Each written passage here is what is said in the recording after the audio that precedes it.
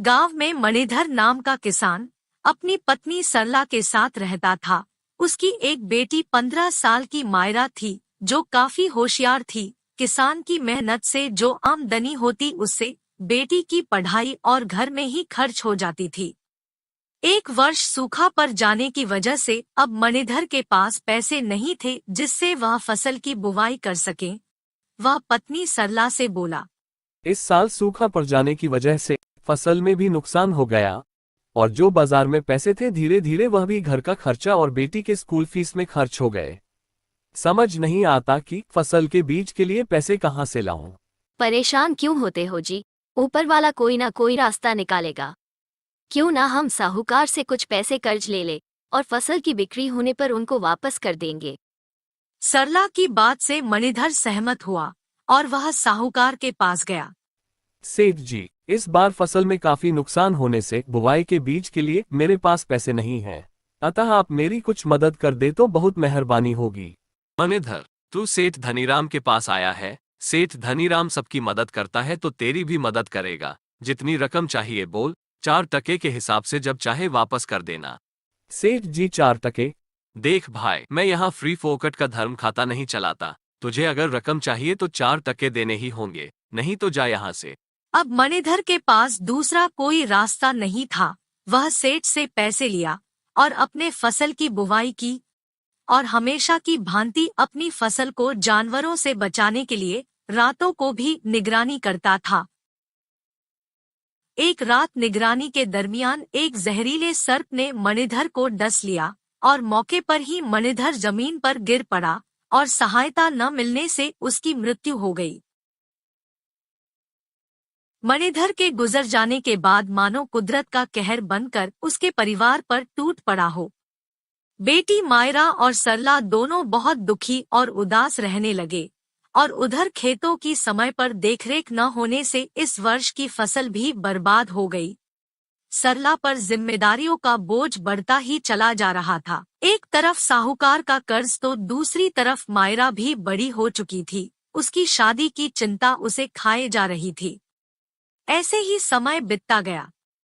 एक दिन साहूकार आया और बोला, आज पूरे 2 साल हो गए पैसे उधार लिए हुए, अब तक तुम लोगों ने एक पाई भी वापस नहीं किया। अब तो मुझे मेरे पैसे चाहिए। सेठ की ऐसी बातें सुन सरला बहुत परेशान होती है और बोलती है, सेठ जी, मुझे कुछ दिन का और समय दे, मैं आपकी पूरी कर्ज चुका दूंगी।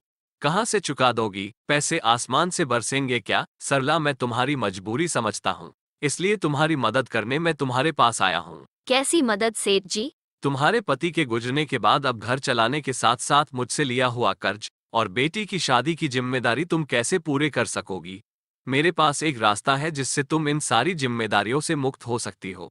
अपनी बेटी की शादी मुझसे कर दो तो मैं अपना पैसा भूल जाऊंगा और तुम अपनी बेटी की जिम्मेदारी भूल जाओ। यह आप क्या कह रहे हैं सेठ जी? देखो, तुम्हारे पास 2 रास्ते हैं। मेरे पैसे सूद समेत वापस कर दो या तो अपनी बेटी के ब्याह मुझसे कर दो। इतना सुन सरला सेठ के अंदर चल रहे काले खोट को समझ जाती है। हे भगवान, ये कैसी परीक्षा ले रहे हो मुझसे? चलो, एक प्रस्ताव रखता हूँ तुम्हारे सामने, हो सकता है भगवान तुम्हारी मदद कर दे। एक थैली में 2 कंकड़ रखता हूँ, एक काला और दूसरा सफेद। थैले से तुम्हारी बेटी को एक कंकड़ निकालनी होगी। अगर वो सफेद कंकड़ निकालती है तो तुम्हारा कर्ज माफ कर दूंगा, और यदि काली कंकड़ निकालती है तो तुम्हारी बेटी को मुझसे शादी करनी होगी, और यदि कंकड़ निकालने से वह मना करती है तो तुम लोग को ये गांव छोड़कर जाना होगा। सेठ की ये प्रस्ताव सुनते ही बेटी मायरा सेठ की सारी चालाकी समझ जाती है। मुझे आपका प्रस्ताव मंजूर है, लेकिन मुझे एक दिन का समय दीजिए। मैं चाहती हूँ कि इस प्रस्ताव का निर्णय पंच के सामने हो।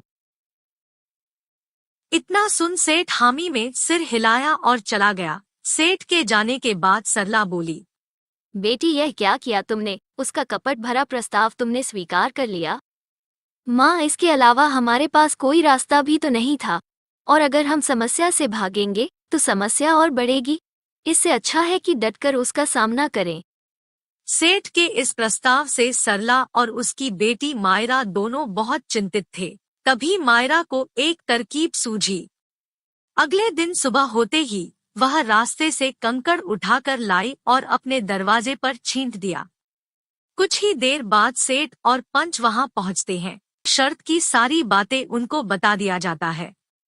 सेठ पंच के आंख में धूल झोंकते हुए 2 कंकड़ नीचे से उठाया और थैली में डाल दिया, फिर बोला, इस थैली में एक सफेद कंकर और दूसरा काला कंकर है। अब इसमें हाथ डालकर एक कंकर चुनो। अगर सफेद निकली तो तुम लोग कर्ज मुक्त हो जाओगी, यदि काली निकली तो मुझसे शादी करनी होगी। सेठ पंच के आंख में तो धूल झोंक दिया, परंतु मायरा ने उसे दोनों काले कंकर उठाते देख लिया था। लेकिन अब शर्त के मुताबिक कंकर निकालने से वह मना भी नहीं कर सकती थी। उसने थैले में हाथ डाली और एक कंकर चुना तथा थैले से हाथ निकालते ही उसने निकाला हुआ कंकर जमीन पर गिरा दी। जमीन पर कंकर गिरते ही बाकी सब कंकरों में निकाला हुआ कंकर भी मिल गया। ओह, मेरे हाथ से कंकर फिसलकर नीचे गिर गया, लेकिन अभी भी कोई बात नहीं बिगड़ी है। अभी भी थैले में एक कंकर है जो मैंने नहीं चुना। उससे हम पता कर सकते हैं कि मैंने कौन सा कंकर निकाला था। अब पंच के सामने थैले से दूसरा कंकड़ निकाला गया तो वह काला कंकड़ बचा हुआ था। पंच के समक्ष ऐसा माना गया कि लड़की ने सफेद कंकड़ का चुनाव किया था।